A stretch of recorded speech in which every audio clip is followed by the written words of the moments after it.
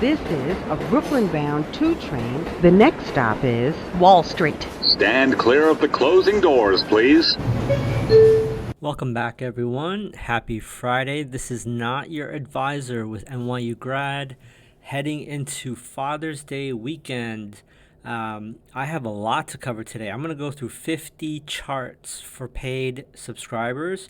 Speaking of which, I am, in honor of Father's Day, I am extending out a 30% discount for this paid content to upgrade the subscription.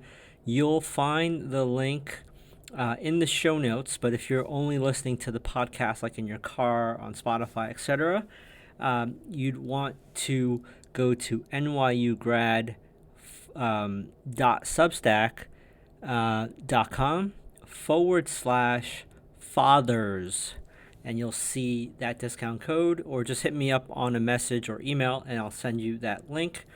But let's jump right in. Keep in mind, I started recording this at 3:30 Eastern, so some of these charts are going to be from like 3:15 to 3:30 p.m. New York time. Things may change toward the close, but this is as of about 3:30ish in the afternoon in Eastern time.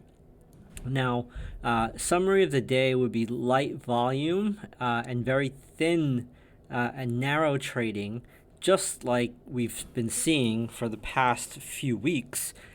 Taking a quick look at new highs, we had 215 versus 333 new lows. 25% of stocks were advancing versus 72% declining today. And we had 54% of stocks below the 50-day versus 38% below its 200-day moving average. Taking a look at mega caps and Mag 7, keep in mind this is pre-close, but we have Microsoft pretty much even at 0.11%. Apple was down almost 1%. Google was up 0.75%. Meta was pretty much even. Nvidia was up the most at 1.58%. Amazon was down 0.4%, and Tesla was down 2.19%. Adobe, a ancillary name in tech and software, was up 14.2% after they reported earnings that beat expectations. Everything else was pretty much red, folks.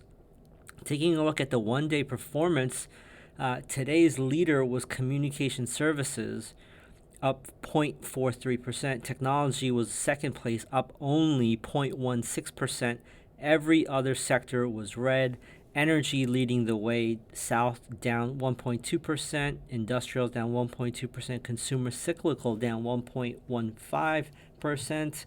Looking at the week's performance, technology led to the upside 5.23%, and that was very narrow within semiconductors and Mag 7. Real estate was second place, only up 0.6%. Communications up 0.57%, and the rest were all red. Energy was the weakest for the week. Let's keep going here. And just a quick note, since this is a longer episode, I would recommend you play this at 1.25 or 1.5x speed. So let's go to what was strong for the day. These are all percents. You had Adobe up 14.3, VIX up 4.69, Shopify 4.3, Broadcom 3.5, MongoDB 3.03, Netflix 2.86, Spotify 2.75, AppLovin 2.45, PSLV 2.11, SLV 2.04, and BITI, which is inverse of Bitcoin, up 1.9%.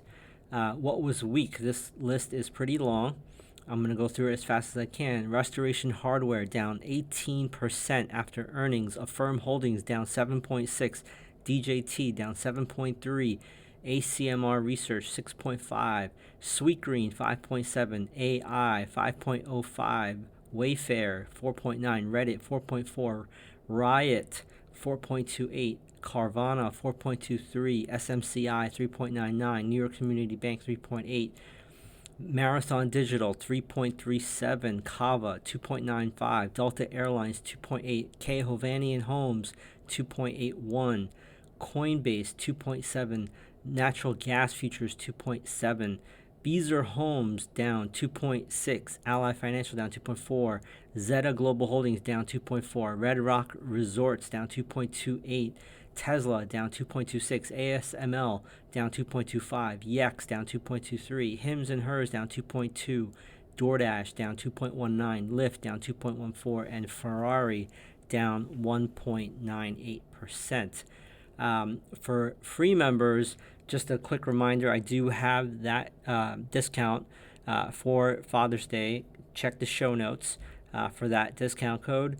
For paying members, I have 50 charts to go through, both bullish and bearish setups.